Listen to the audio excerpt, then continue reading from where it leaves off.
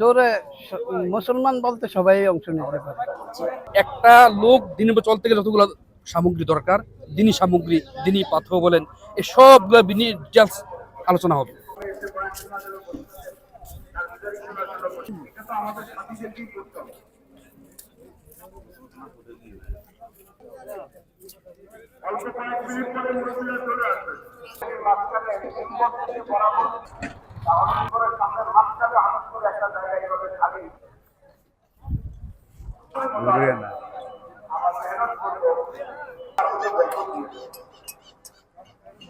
আমরা এই চুল এক পোয়া দুধ আছে না, এক পোয়া দুধ 2 কেজির একটা পাত্রের মতো রয়েছে, তাই আমাদের খারাপ আল্লাহ আমি বুঝছি আল্লাহ তার মধ্যে গল্প আমি রসুল নাহাজ ভাই বলেন কিসটা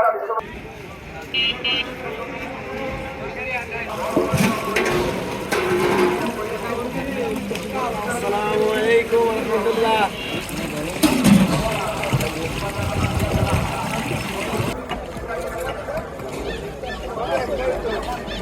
সিলেট থেকে আসছি আমি। কষ্ট হইল আল্লাহর জন্য, এই কষ্ট কুরবানি সব আল্লাহর জন্য আমরা স্বীকার করি। এখানে তো 5 দিন থাকবো।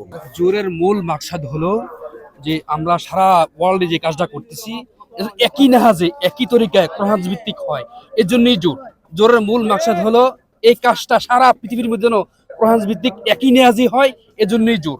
এখানে প্রথম হলো আমাদের থেকে আমরা যে কাজটা করতেছি জেলা ভিত্তিক, একদম মসজিদ ভিত্তিক, এই কাজটা যেন কোরআন ভিত্তিক হচ্ছে কিনা বড় আমার থেকে শুনেন।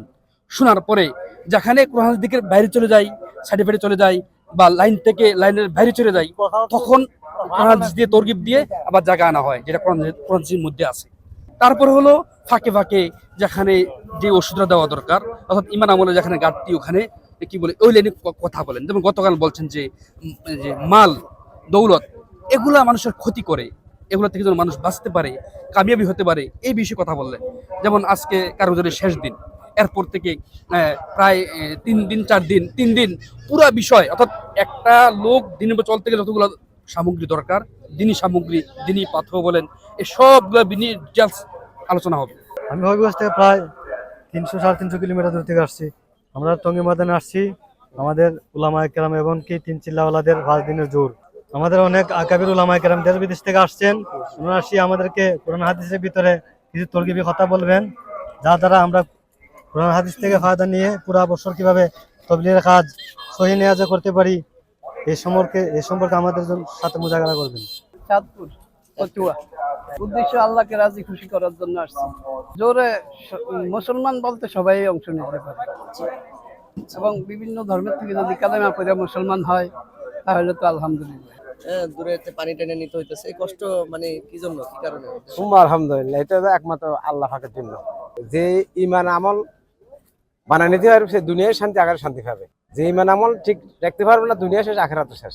এত সুন্দর জায়গা, হ্যাঁ, এত সুন্দর বয়ান কোনো জায়গায় পাবেন না, এত আলেম ওলামা কোনো জায়গায় পাবেন না।